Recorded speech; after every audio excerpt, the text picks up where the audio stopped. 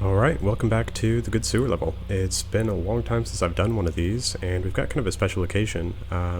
So the Quake community put together a new sewer jam, and this time it was organized by BMFBR. I believe I have that right.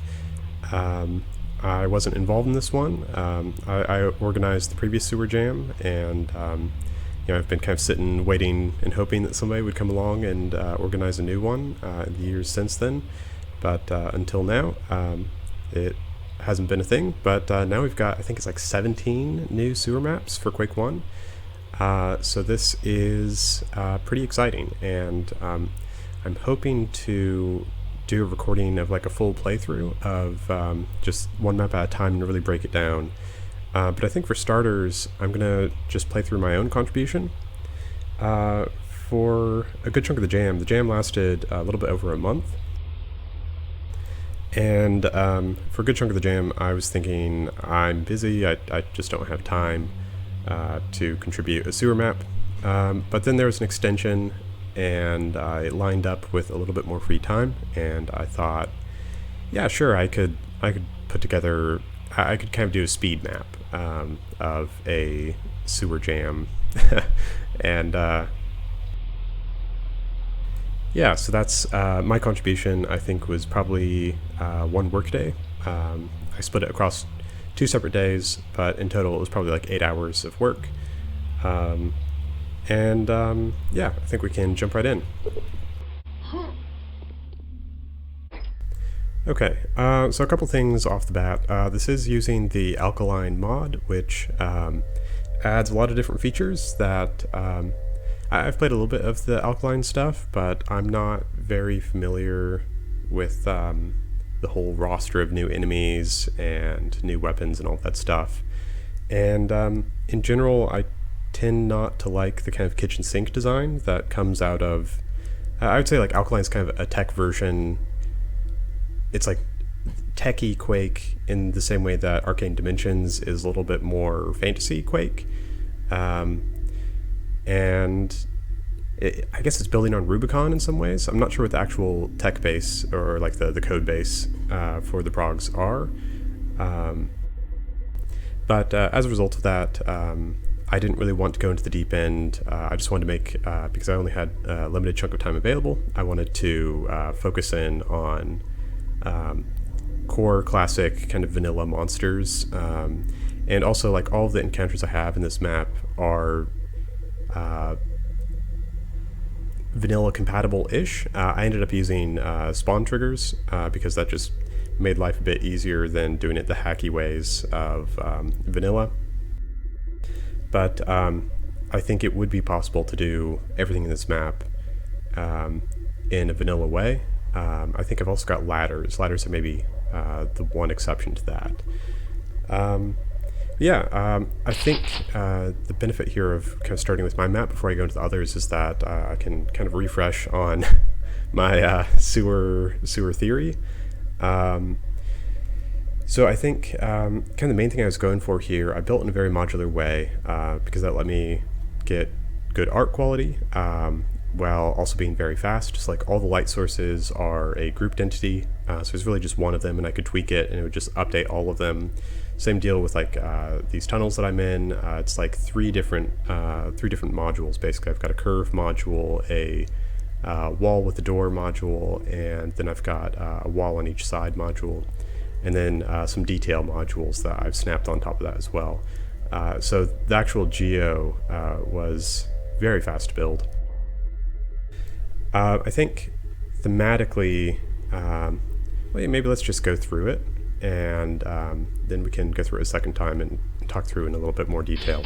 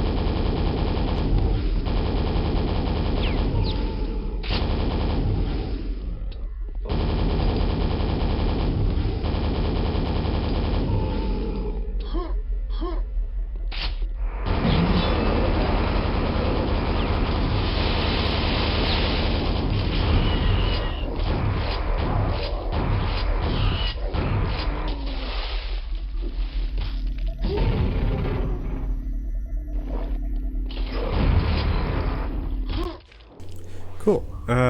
Yeah, so it's a pretty short little map. Let's go ahead and jump back in. Cool. So I think first thing is that thematically, I was thinking about, like, I've made a lot of sewer maps for Quake 1 over the years, and what different themes of sewer have I not explored? I think with the first Sewer Jam, I proposed some kind of outlandish ideas of, like, what does a blood sewer look like? What does a, like a fuel processing kind of waste tunnels thing look like? Because that's kind of a sewer. What would a frozen sewer look like?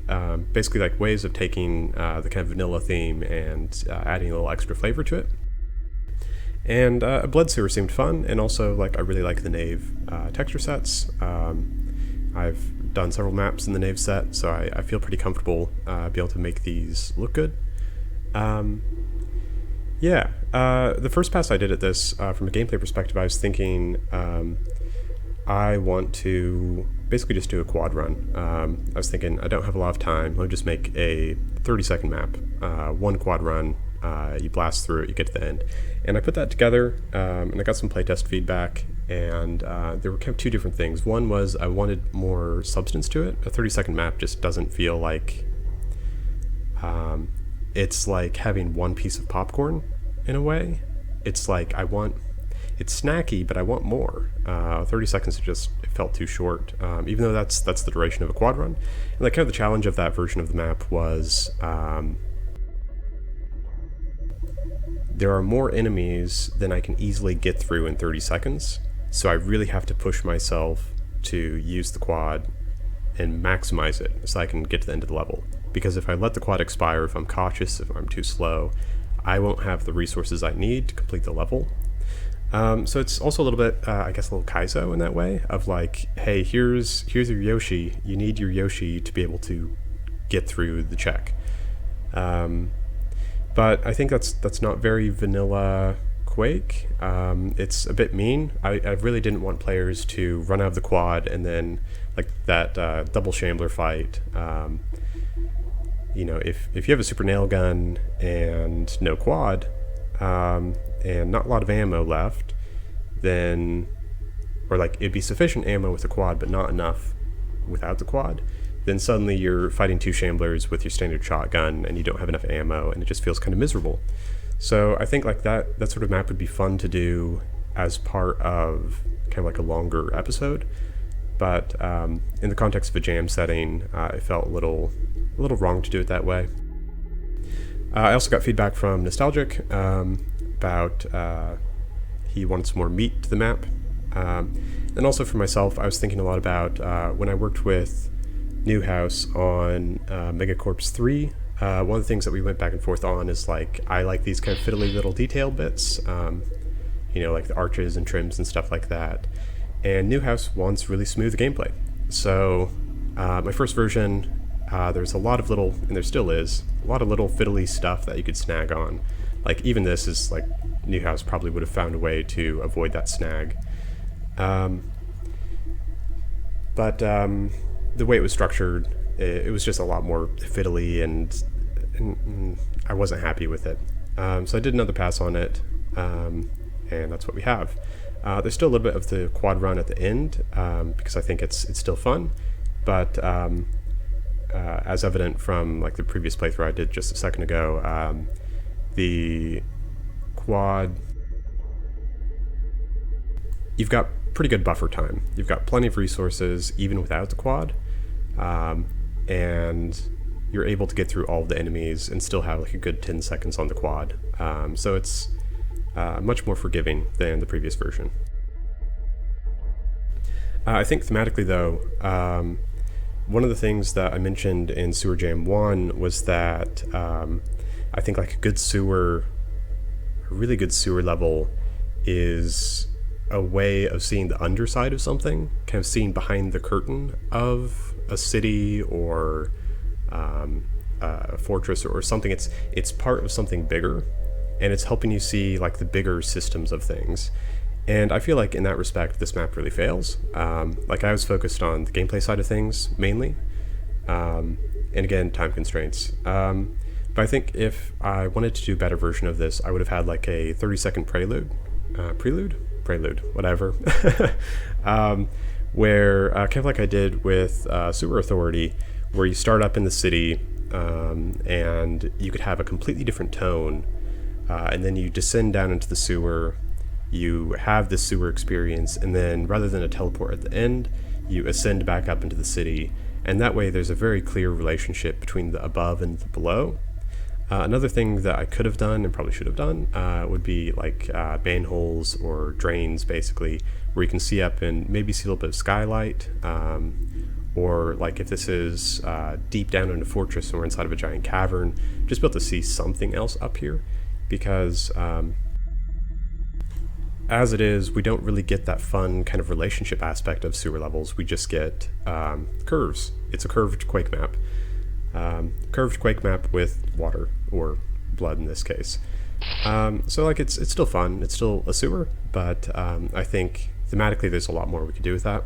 You know, I feel like I've done it with other maps, and with this one I wanted to focus more on the combat side of things, so I let myself be a little bit lazy. With this first encounter, I really like the idea of the player just jumping in and then suddenly a bunch of zombies start raising. And I've got 3 separate groups of zombies that start raising at different intervals.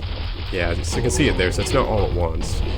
I do have a ladder here so that the player can get back out, but my thinking was the player probably wouldn't notice the ladder on the first playthrough. And also that they're probably going to take a couple hits while going up the ladder, which will encourage them to deal with these guys and push forward rather than fall back. I'm not totally sure if this actually plays out in practice. I need to see more playthroughs and see if that's the case. There's another reason for the ladder here, and that's because the door up ahead slams shut in that room, and that means that if you're playing co-op and you were on the other side of that door when it slammed shut, you need a way to get back and go through this door, which opens at the same time. So that's part of the reason why the ladder. If I didn't care about co-op, if this was purely single player, I wouldn't have a ladder here. I'd just have this be a one-way drop, because then it's a lot scarier to jump down in this pit. Also, the grenade launcher only has enough to kind of clear a path around these guys. It's not really enough to clear them all. And then it's a pretty basic ogre encounter here, and that's really just to kind of mix up the pressure. Like, if you're, get away from the zombies, run, and you've got an ogre pressuring you from this way, then it's like, which is worse? Which one do I deal with? And the answer is probably pretty firmly on the ogre side, because, again, you have limited grenades, you can only do so much about the zombies. So it's this kind of tension of, like, push forward, get out of here. One thing that I'm playing on normal difficulty, and on hard difficulty I've got a second ogre, and that causes a little bit of trickling in from these guys over here, and that's a little bit unfortunate. It makes this next fight not play exactly how I want. On normal difficulty it works though.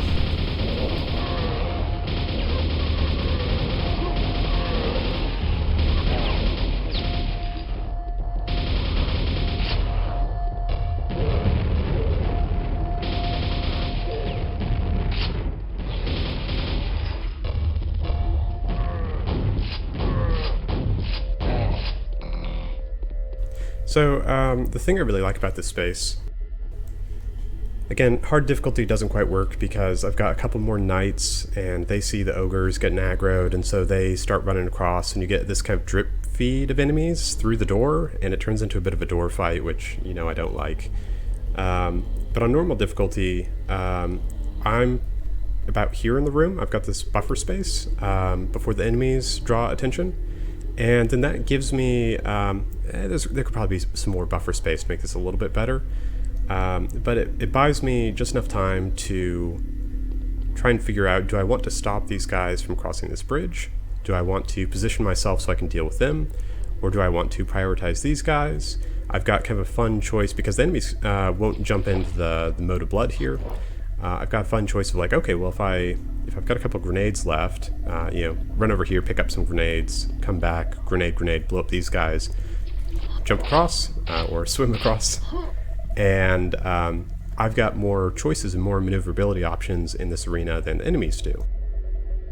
So I think I'm really happy with this space because it can play in a lot of different ways, and we see it again with the Shambler fight later on. So like it's a really simple space. I've got a little bit of buffer room going in, and then it's really simple. Enemies are over there, I'm over here. There is a way for the enemies to cross, but it'll take some time.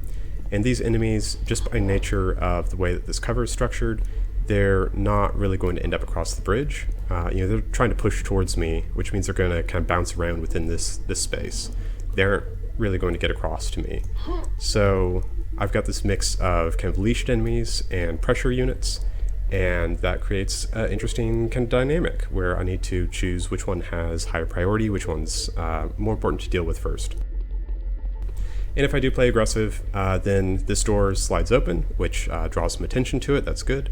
And also has an additional Death Knight behind it that adds some extra reinforcements. I think on hard I might have some extra enemies as well. I'm not sure. I'm not sure on that. Other thing here is that this door, again, this is for the sake of co-op really. This door, because this one closes, I don't want the player to aggro these guys and then back out and then fight from the door. So I slam the door shut behind them. Not very vanilla Quake. It's a little bit mean of me to do that. And I've already seen in some playthroughs that it's caused a little bit of confusion. But I don't want the player to retreat. So slam the door, force the player to fight. And this door being open, if the player knows about it, they could evade these guys, stun them a little bit with some damage, and then fight from this door. And we've got the same problem, just out of a different door, and that's not great.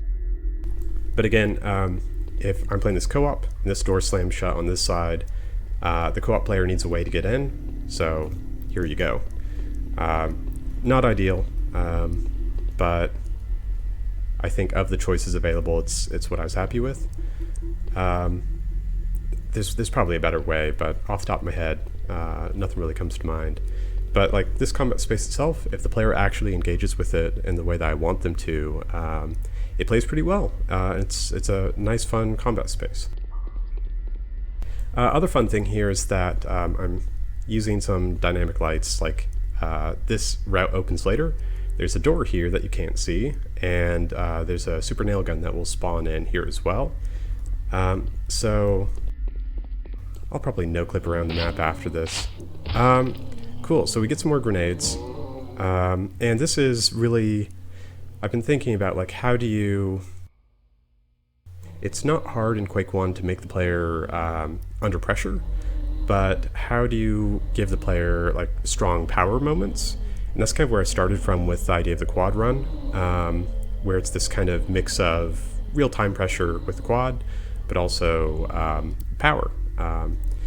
And we just had a fight that's a little bit tough. So how do I flip that again and give the player a little bit of power back? And it's like, okay, you got some zombies that aren't paying attention, you got some grenades, you already have a grenade launcher, this is kind of a freebie moment. It's just, it's fun. The zombies can't really do anything to you. They could throw some gibs up here if you're really slow with the grenade launcher, but it's just kind of a fun freebie. Then we have kind of like a semi-secret with the mega health. The way I was thinking about this is you probably saw it earlier, and this is kind of like a memory check of like, hey, do you remember that thing you saw? And if so, then yeah, you get mega health for this next fight. Alright, so now this one went through a couple iterations. Again, previous version was you're still doing the quad run, so I had just a bunch of zombies like body blocking you from getting to the gold key.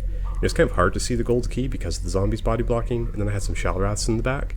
So the Shalraths trying to hit you would end up hitting the zombies, and it was just total chaos in a way that was pretty funny, but kind of frustrating, or really inconsistent, I would say. Sometimes fun, other times too easy, other times you just get trapped in a corner. It was not great, but so I lowered the floor and separated it so that we get this kind of multi-stage fight. First it's like, ooh, I see gold key, that's pretty inviting. And as you push forward, it's like, ooh, I see some cubbies, maybe there's some goodies back there. And then I backspawn a shambler, which is a really mean thing to do.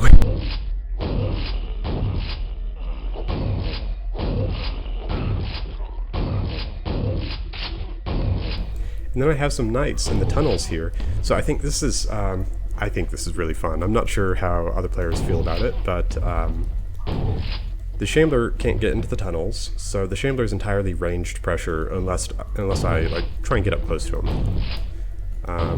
But he's pretty effective ranged cover, and I don't have a lot of ranged pressure, and I don't have a lot of cover to work with here.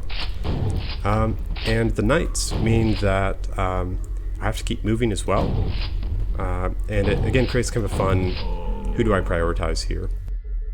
But then after you deal with the shambler,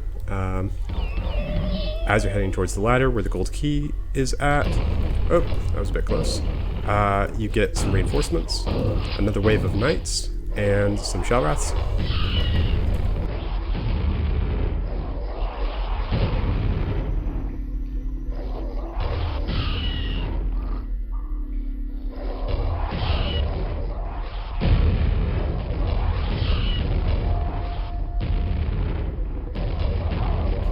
And again, this is just kind of a fun one for me because you have the danger of the shellwraths with the homing projectiles that can make it around these corners, mixed with the potential of getting trapped by the knights. That creates opportunities where potentially I can dodge a projectile and bait a knight into it, so the knight gets hit instead.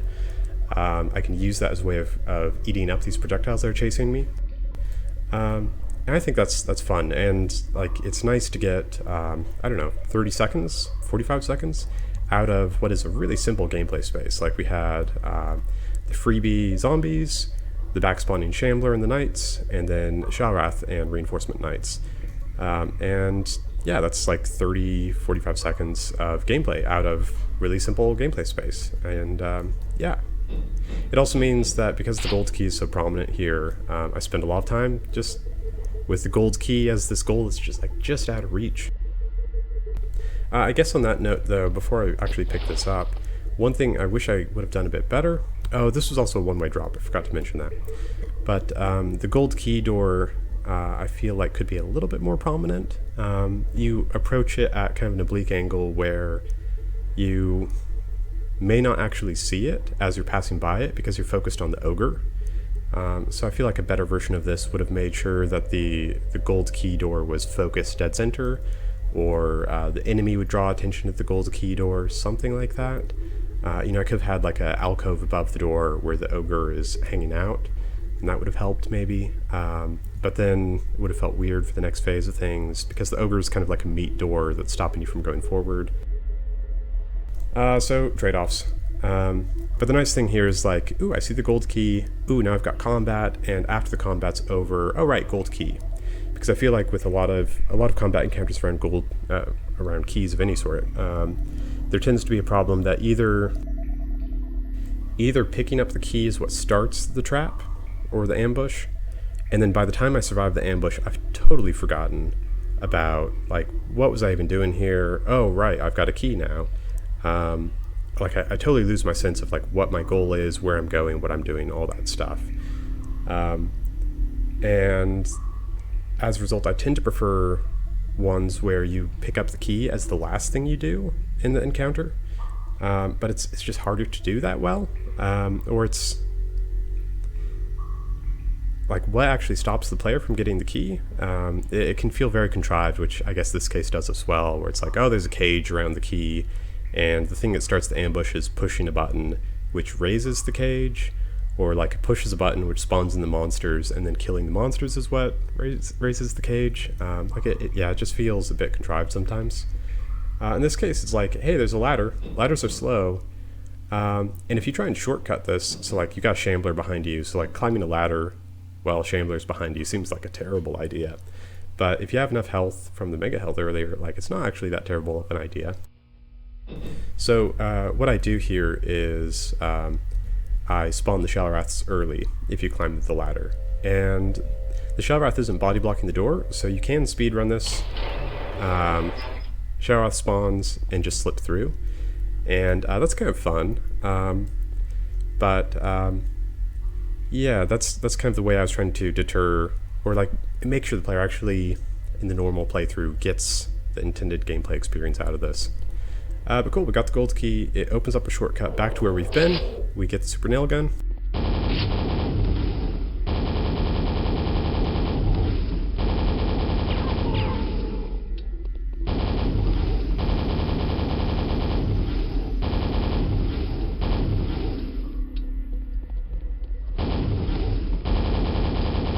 And we get to reuse this combat space. And I think, again, it works pretty well where, like, the one Shambler here tends to get kind of lured into this spot and then bounce around a little bit. So he serves as kind of this ranged turret that discourages me from pushing too aggressive. And this other one comes around the corner and has this bridge to cross. And so it's like I need to deal with this guy fast, or he's going to be right up in my grill, and that's going to be a problem. Or other option is I deal with this guy fast while the other one's crossing the bridge, and then I can jump across and change up my priority. I think this one, compared to like the prior fight in this space, is probably a little more repetitive, or a little more consistent in a bad way, where pretty much every time this guy's going to start pushing across the bridge, and that makes him higher priority than the other one. But I still feel really good about being able to get two very different kinds of combat encounters out of the same, very simple room. If we try and go back for the gold key this way, this door is still locked. Or gold door, rather. So again, a little extra light I turn on to draw some attention. And then quad. Narratively, contextually, where did these guys come from? What are they doing here? It doesn't make a lot of sense, but for gameplay, it's just kind of a fun little rampage.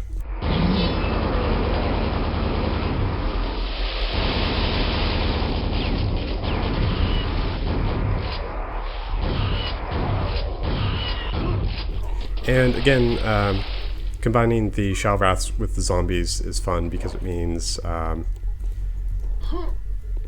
well, let's see if I can get rid of this orb on me first. There we go. It means that, like, if I want to be tricky or kind of playful with this, I can bait the projectiles into the zombies around here. I can use the zombies as meat shields. And I think it's fun to have that option. I think, like, that's one of those fun, somewhat unexplored, like, of course other people have been doing this for years, but it's not something I see a whole lot of. The Shalvraths and the zombies, just a fun combination that I've enjoyed in some of my previous levels, and then enjoyed it here as well. And I think last thing up is the gold door. So this isn't my best joke, but like I think the standard formula is that behind the gold door you have a Shambler, and you fight the Shambler, and then you go through the exit teleport, and that's the kind of standard formulaic cliche of how to end a Quake level. And I've of course done that a couple times, and I think Sewer Authority, I did a good job joking with that, with a little extra twist at the end. I won't spoil it. But here it's like, okay, well, it's a quick map, I'm throwing it together pretty fast, what can I do as a joke? Spawn!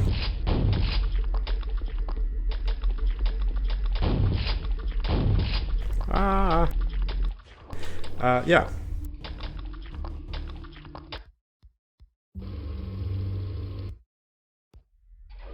So I'm gonna go through this one more time here, and I'm gonna do it in a very silly way. But the spawn, like, part of the joke there is I'm thinking if the player is still running with the quad and they're just trying to shoot everything in sight, trying to optimize their use of the quad, they might shoot that spawn at point blank with a quad super nail gun, which means that spawn's going to instantly blow up and deal some self-damage to the player, which is funny. It's not like a world-class joke, but it makes me laugh. So yeah, that's the idea there. But cool. I think one of the fun things about this is the map isn't too rigid. Like there are one-way drops at multiple points. There's a door locking behind the player. That's already a lot more rigid than traditional Quake is. With exception of like American McGee levels, which do some of that stuff. I'm thinking of like Door to Chthon, and Anyway, I think a fun example of that is what I'm going to try here in a second, and I'm going to go ahead and restart so we have accurate timer.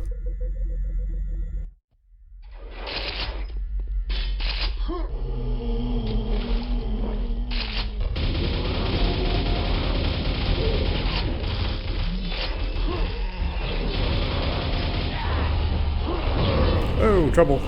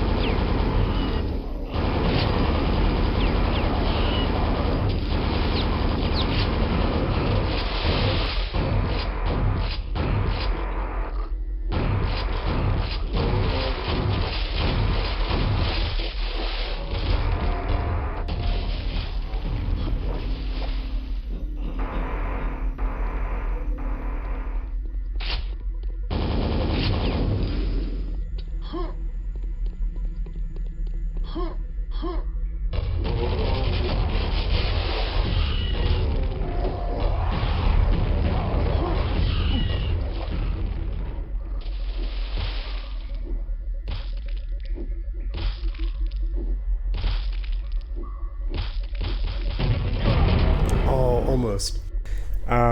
Yeah, I'll give that one more shot here.